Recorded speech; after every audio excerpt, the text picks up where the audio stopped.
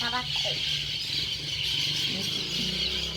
Um polvo, caranguejo, marisco, caracol, polvo, planta do mar. Vai ler. Deu o quê? Que é o quê? Que é o quê? É um O e um quê? Um olho é. Isso aqui.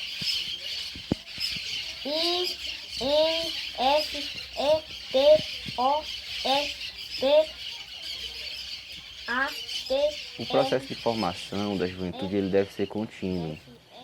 A gente tem que sempre tá absorvendo o máximo que puder de conhecimento dos nossos troncos velhos, das nossas lideranças tradicionais, mas também tem que estar sempre inovando.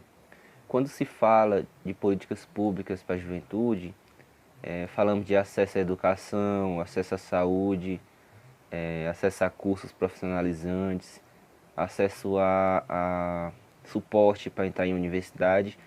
E isso tudo vem de políticas públicas, mas que vem através também de política partidária.